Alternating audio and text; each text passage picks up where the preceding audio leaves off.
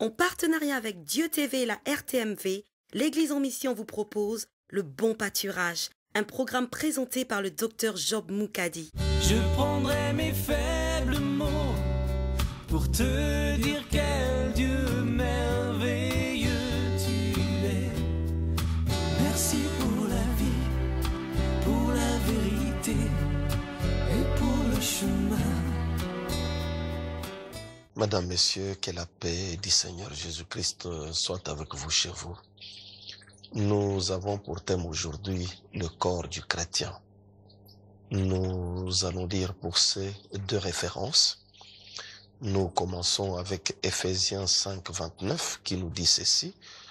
Car jamais personne n'a haï sa propre chair, mais il la nourrit et en prend soin comme Christ l'a fait pour l'Église. Et nous lisons 1 Corinthiens 3, des 16 à 17.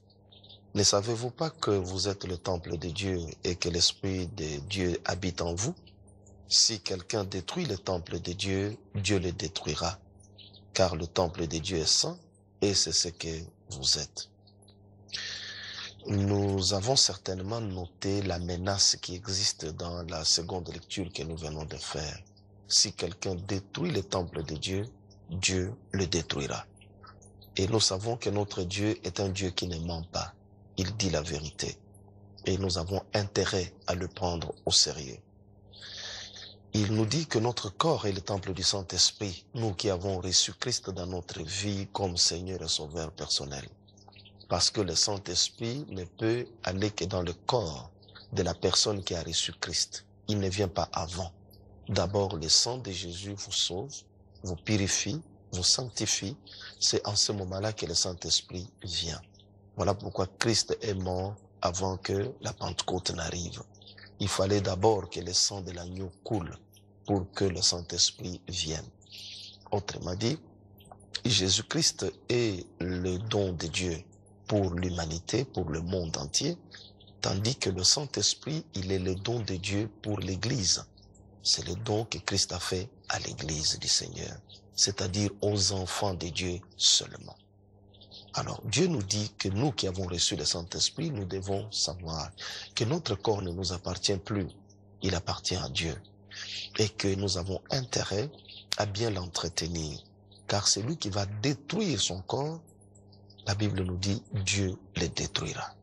Nous avons intérêt, avons-nous dit, de prendre cette menace au sérieux parce que notre Dieu est un Dieu qui ne ment pas.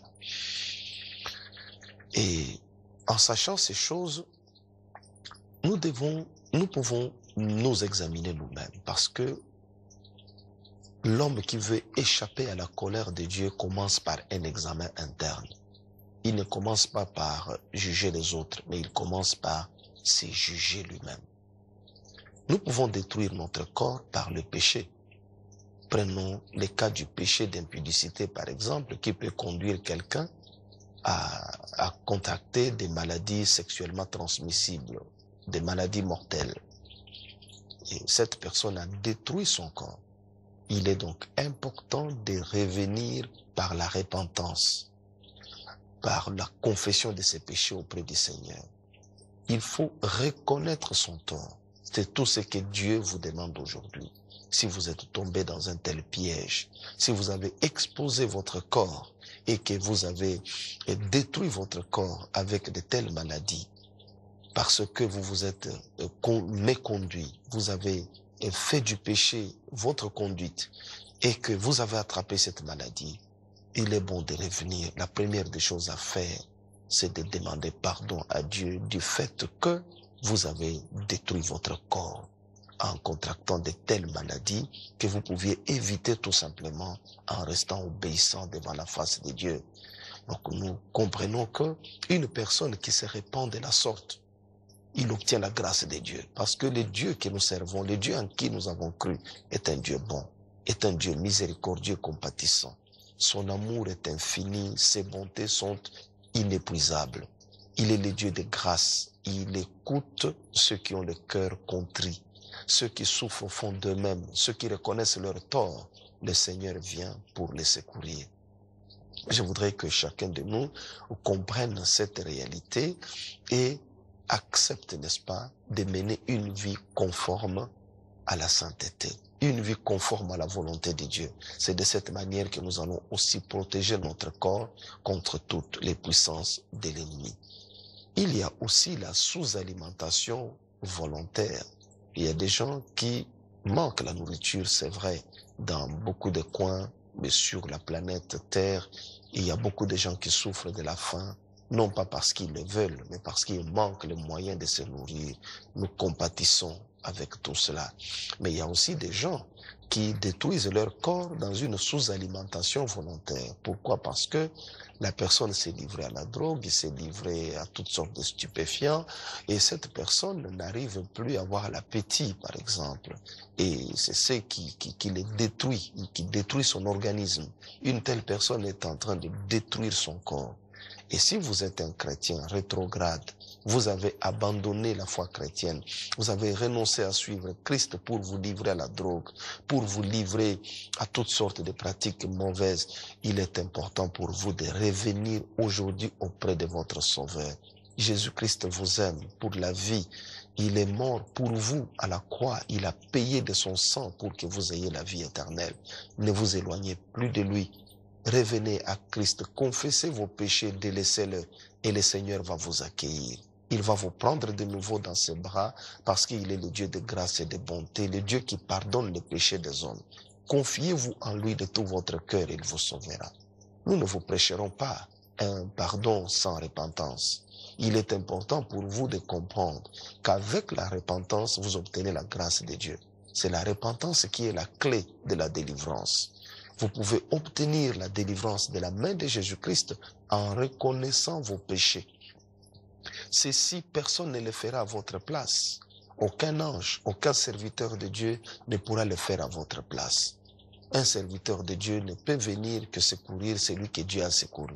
Si Dieu ne vous secourt pas, aucun homme ne peut faire quelque chose pour vous. Vous pouvez pleurer, gémir, tout homme qui essaiera de vous secourir aura directement un problème avec Dieu. C'est à vous donc de savoir que le sort de votre vie dépend de vous. C'est à vous de confesser votre péché et de l'abandonner. Il y a aussi des gens qui détruisent leur corps par une suralimentation et volontaire également. Ou encore, d'autres personnes souffrent de ce qu'on appelle la boulimie, mais je crois que le Seigneur peut vous délivrer de là. Parce que la suralimentation entraîne aussi beaucoup d'autres maladies dans le corps. Nous ne devons pas manger plus que nous n'en avons besoin. Pensons à notre corps qui est le temple du Saint-Esprit, parce que si nous ne réalisons pas que notre corps est le temple du Saint-Esprit, nous pouvons faire de lui ce que nous voulons et en ce moment-là, nous nous mettons en opposition à la volonté de Dieu et en ce moment, nous avons le châtiment.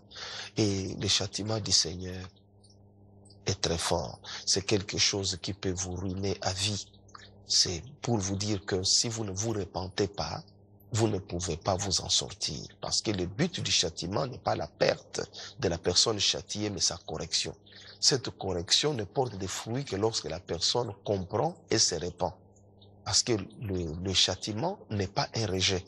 Le châtiment est un processus, un correctif, une façon d'agir de Dieu pour amener ses enfants dans la bonne voie. Et lorsque nous l'avons compris, qu'est-ce que nous faisons? Nous revenons auprès de Dieu pour lui dire, Père, pardonnez-nous. Il est notre Père. Il est notre Père et il est plein d'amour pour nous. C'est à nous de le savoir, de comprendre que si Dieu est notre Père, il ne nous veut pas du mal. Il nous châtie pour notre bien. La Bible nous dit que le Seigneur le fait pour ceux qui l'aiment. Si Dieu vous châtie, c'est qu'il vous aime. C'est à vous de reconnaître votre tort, il vous pardonnera et il vous restaurera. N'ayez donc pas peur de Dieu, mais craignez plutôt de tomber dans le péché. C'est le péché que vous devez craindre. Vous devez craindre de commettre des péchés. C'est ainsi que vous allez demeurer avec Dieu, non pas dans la crainte, mais dans l'amour, dans la foi, dans la joie et dans la paix. La crainte vient de quoi? Vient du fait qu'on a transgressé un commandement. La crainte vient du fait que nous nous sommes mal conduits. Mais le Seigneur nous veut dans l'amour, nous veut dans la paix, nous veut que nous vivions avec lui dans la tranquillité en toutes choses. Ce que nous pouvons aussi nous dire est que la négligence des soins corporels ou la négligence de l'hygiène, c'est aussi une source de maladies. Nous devons donc prendre soin de notre corps en sachant qu'il s'agit du temple du Saint-Esprit. Parce que le temple dans lequel nous prions, c'est-à-dire les bâtiments physiques qui abritent nos réunions, nous faisons de tout notre mieux pour que ces lieux soient propres. Personne ne peut être content d'entrer dans une église où des poubelles sont visibles partout, où des saletés sont visibles partout. Donc je crois que avant même la réunion, il y a une équipe de nettoyage, il y a un département qui s'occupe de cela, qui nettoie notre lieu de culte afin que nous nous présentions dans une maison propre où il fait bon vivre. Si pour notre lieu de culte physique nous faisons cela, nous devons savoir que le lieu de culte du Saint-Esprit qui est notre corps est beaucoup plus exigeant parce que le Saint-Esprit est plus exigeant que les hommes. Il n'aime pas le péché l'attriste et le retire. C'est Jésus qui ôte les péchés des hommes. Le Saint-Esprit, lui, est attristé par le péché. Il n'aime pas le péché, il est très sensible à ça. Voilà pourquoi nous devons purifier notre corps, faire de sorte que notre corps soit vraiment purifié, sanctifié, soit un corps qui plaît à Dieu. Un corps dans lequel il n'y a pas de souillure, il n'y a pas d'impureté. C'est de cette façon-là que notre Seigneur sera glorifié dans notre conduite et le Saint-Esprit remplira entièrement tout notre temple, agira en notre faveur. Nous parlons également du suicide. Et s'il vous arrive d'avoir des pensées de vous suicider, je voudrais vous dire que ces pensées ne viennent pas de Dieu. Dieu est bon. Il ne peut pas vous conduire dans un tel état. Il vous revient donc de comprendre que des pensées de suicide ne viennent pas du Seigneur. Ces pensées viennent des démons. Parce que quelqu'un qui détruit le temple du Saint-Esprit, qui détruit le corps, ce corps qui est le temple de Dieu, cette personne ne peut pas pleurer à Dieu et c'est de cette façon que le diable veut vous conduire à aller en enfer. Parce que votre dernier acte aurait été de tuer une personne. C'est ce qu'on appelle l'homicide. Donc, le suicide plutôt. Ce que vous avez fait, c'est que vous vous êtes suicidé. Vous avez tué une personne. Et cela sans repentance. La Bible nous dit que votre corps ne vous appartient plus, il appartient au Saint-Esprit. Le fait de vous suicider vous conduit, n'est-ce pas, à porter un grand péché que vous n'aurez pas le temps de confesser. Or, les péchés qui sont pardonnés sont des péchés confessés. Ne continuez donc pas dans cette pensée de suicide. Cette pensée ne vient pas de Dieu. Vous ne pouvez pas souffrir ici sur la terre et quitter une souffrance pour entrer dans une autre. Parce que les lieux de tourment, l'enfer, ce ne sont pas des bluffs, ce sont des réalités. Vous devez donc comprendre que se suicider, c'est faire le terrible choix d'aller souffrir éternellement dans le temps de feu. N'acceptez pas cela. Renoncez au suicide parce que votre corps ne vous appartient plus. Votre corps appartient au Saint-Esprit. Criez à l'Éternel et il vous délivrera. Il vous délivrera de cette souffrance, de cette honte, de cette humiliation. Le Seigneur est capable de rétablir votre honneur. Le Seigneur est capable de vous arracher de toute forme d'humiliation et de confusion parce qu'il est le Dieu tout-puissant. Tous les hommes sont sous son pouvoir. Personne ne peut y échapper. Lorsque vous vous confiez en Dieu de tout votre cœur, il vous délivre. Il vous délivre. Être un bon chrétien, c'est aussi apprendre à soigner son corps à travers un habillement décent. Pourquoi disons-nous à travers un habillement décent? Parce qu'il y a d'autres habillements qui dévalorisent le corps de l'homme. Lorsque vous vous habillez d'une manière légère, il faudra savoir que les gens qui vous regardent ne vous accordent pas crédit. Les gens qui vous regardent ne vous accordent pas honneur. Vous êtes en déshonneur. On ne vous regarde pas comme une personne respectable parce que votre accoutrement frôle la débauche. Et ça, un enfant de Dieu, rempli du Saint-Esprit, ne peut pas se réjouir d'humilier le nom de Jésus-Christ en public en s'habillant mal. Il y a aujourd'hui, même dans nos églises, des habillements qui ne sont pas du tout recommandables. Et il est important aux serviteurs de Dieu de pouvoir en parler. Vous ne pouvez pas laisser les enfants de Dieu dans l'erreur en disant à quelqu'un que voilà, Dieu ne regarde qu'au cœur. Oui, c'est ce qui est dans notre cœur que nous exprimons. Lorsque une personne s'habille d'une manière tout à fait légère, exposant son corps à tout ce qui passe, donc je crois que cette personne est en train d'exprimer ce qu'il y a dans son cœur, c'est-à-dire des pensées d'impudicité, des pensées d'impureté. C'est important donc pour vous de savoir que vous avez encore une étape à franchir. N'ayez pas honte de cela. Sachez que chacun de nous a grandi d'une manière ou d'une autre. Et après 6 mois, après 1 année, après 2 années ou 3 années, peu importe. Mais chacun de nous a un rythme de croissance. N'ayez pas honte du fait que vous êtes encore au bas de l'échelle.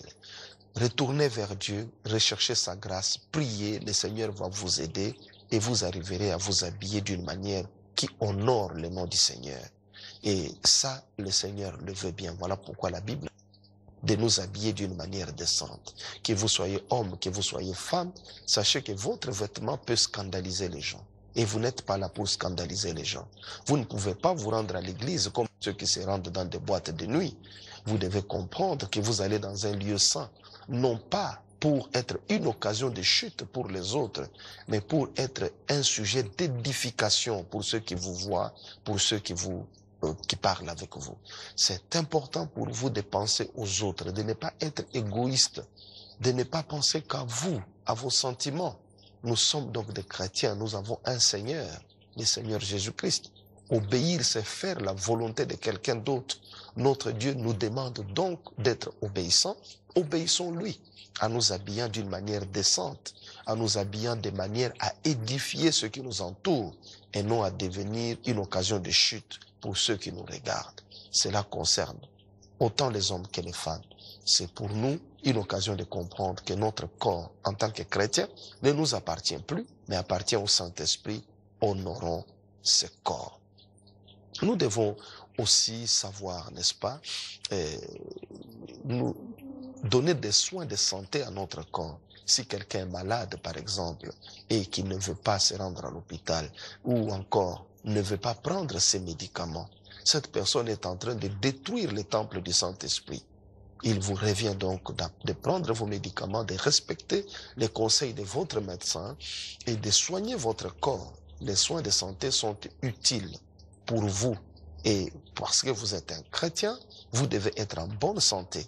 Si un médecin vous recommande de prendre tel ou tel autre produit pour votre santé, prenez-le, ne négligez pas votre corps, parce que la négligence des soins de santé peut aussi entraîner, n'est-ce pas, d'autres complications dans votre vie, et cela n'est pas bon, parce que votre corps ne vous appartient pas. Il est le temple du Saint-Esprit. Nous sommes en train de parler ici de cette menace que le Seigneur donne dans 1 Corinthiens 3, de 16 à 17, que c'est lui qui va détruire le corps, qui est le temple du Saint-Esprit. Donc si vous détruisez votre corps, Dieu va vous détruire. Voilà ce que 1 Corinthiens 3, de 16 à 17 nous dit. Craignons donc Dieu, mettons-nous à l'écart de toutes sortes de conduites hasardeuses. Marchons comme des enfants de Dieu, des personnes qui craignent l'Éternel et qui savent que notre Dieu, il est aussi un feu dévorant. Et les exercices physiques, par exemple, peuvent aussi beaucoup nous aider, n'est-ce pas, dans notre vie. Parce que il est prouvé que lorsqu'on fait des exercices physiques, lorsqu'on maintient son corps sur le plan physique, on maintient son corps en activité de cette manière, nous pouvons prolonger même les années de notre vie. C'est donc important pour vous de prendre soin de votre corps. Vous devez être en forme. Soyez jeune dans votre esprit. Ne vous laissez pas vieillir dans votre esprit, parce que la jeunesse, c'est un état d'esprit. Donc, il est important pour vous de maintenir votre corps en bonne santé. À travers aussi des exercices physiques, vous pouvez éloigner certaines maladies de votre corps. Cela est prouvé scientifiquement. Le Seigneur, notre Dieu, nous encourage à l'hygiène corporelle lorsqu'il dit, par exemple, que dans Matthieu 6, de 16 à 17, il dit « Lorsque vous jeûnez, ne prenez pas un air triste comme les hypocrites qui se rendent le visage tout défait pour montrer aux hommes qu'ils jeûnent. Je vous le dis en vérité, ils reçoivent leur récompense. Mais quand tu jeûnes, parfume ta tête et lave ton visage. » Donc nous trouvons là que le Seigneur nous encourage, n'est-ce pas, à nous laver, à nous parfumer. Il nous encourage à ce genre de choses.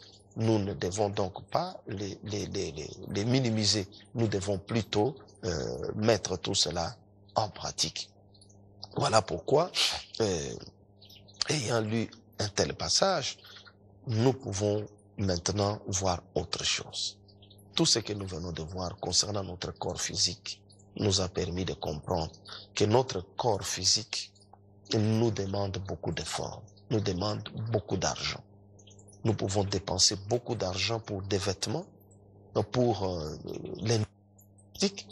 Nous pouvons dépenser beaucoup de notre nourriture. Nous pouvons dépenser beaucoup d'argent pour le soin de notre corps. Bref, notre corps nous exige de l'argent, nous exige de l'effort pour être en forme. Mais je voudrais vous dire que nous n'avons pas que le corps, nous avons également une âme à entretenir. Et notre âme ne nous demande, l'entretien de notre âme ne nous demande pas de l'argent, mais nous demande du temps. Voilà pourquoi je vous exhorte. Au-delà de ce que vous faites déjà pour votre corps, qui est le temple du Saint-Esprit, souvenez-vous de vous occuper également de votre âme. Ne soyez pas occupés de votre corps au point d'oublier que vous avez une âme à sauver. Ne vous occupez pas de votre corps au point d'oublier que vous avez une âme à entretenir. Vous devez donc faire l'équilibre entre les deux. Entretenir votre corps et entretenir aussi votre âme. Parce que si vous négligez l'un en faveur de l'autre, vous avez un problème avec Dieu. Souvenez-vous donc de vous entretenir, d'entretenir votre âme. La Bible nous dit ceci dans 1 Pierre 1, de 24 à 25. Car toute chair est comme l'herbe, et toute sa gloire comme la fleur de l'herbe. L'herbe sèche et la fleur tombe, mais la parole du Seigneur demeure éternellement. Et cette parole est celle qui vous a été annoncée par l'Évangile.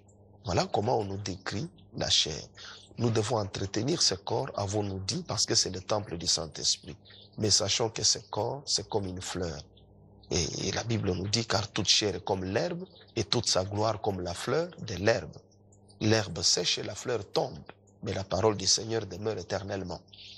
Comprenons donc ces choses, que ce corps, le moment venu, va se perdre, parce qu'il est poussière et il retournera dans la poussière. Mais notre âme, notre esprit vont rejoindre la gloire de l'Éternel. Nous devons donc entretenir notre âme plus que toute autre chose. Nous devons y veiller avec une entière persévérance. Et pour y arriver, il est important que nous lisions cette référence, 1 Corinthiens 15, de 47 à 50. La Bible nous dit, le premier homme tiré de la terre est terrestre, le second homme est du ciel. Tel est le terrestre, tels sont aussi les terrestres, tel est le céleste, tels sont aussi les célestes. Et de même que nous avons porté l'image du terrestre, nous porterons aussi l'image du céleste. Ce que je dis, frère, c'est que la chair et le sang ne peuvent hériter le royaume de Dieu et que la corruption n'hérite pas de l'incorruptibilité. La chair et le sang ne peuvent pas hériter du royaume de Dieu. Nous dépensons beaucoup d'argent pour notre corps. Nous avons dit que c'est bien. Nous devons entretenir notre corps en tant que temple du Saint-Esprit, en l'habillant correctement, en le nourrissant correctement, en faisant des exercices physiques, en dépensant de l'argent pour des produits cosmétiques. Très bien, mais nous devons penser à notre âme qui est notre éternité, parce que notre âme, notre esprit vivront éternellement avec Dieu. Voilà pourquoi nous devons vraiment nous appliquer à la prière. Nous devons nous appliquer à la sainteté. Nous devons nous appliquer à confesser nos péchés, à les abandonner. Nous devons nous appliquer à lire la parole de Dieu, car la parole de Dieu nous instruit, nous montre la volonté de Dieu et nous apprend à connaître Dieu, à connaître Christ. Que votre foi en Christ ne défaille point. Demeurez attachés en Jésus-Christ et purifiez-vous de tout votre cœur. Parce que Jésus-Christ revient bientôt. Il a promis qu'il vient prendre son Église. Et il n'a pas dit à l'Église de se préparer, il a dit à l'Église de se tenir prêt. Éloignons donc de nous ces messages que nous avons toujours communiqués, que nous devons nous préparer au retour du Seigneur. Le Seigneur ne nous a jamais demandé de nous préparer. Matthieu 24, 44 nous dit, tenez-vous prêts. Nous devons nous tenir prêts pour l'avènement de notre Seigneur. Et c'est de cette façon-là que nous pouvons hériter du royaume de Dieu. Et une personne qui vit dans un tel état, c'est quelqu'un qui connaît Dieu. Tenez-vous prêts, et sur le plan de votre corps, parce que c'est le temple du Saint-Esprit, et sur le plan de votre âme, parce que c'est là où tout se joue, c'est cette âme qui sera sauvée pour hériter de l'éternité. Jésus revient bientôt, que le chrétien se souvienne que son corps et son âme doivent être entretenus à cause de la sainteté qui nous a été donnée et à cause du royaume que nous attendons. Que l'Éternel, mon Dieu, soit avec nous. Je prendrai mes faibles mots pour te dire qu'elle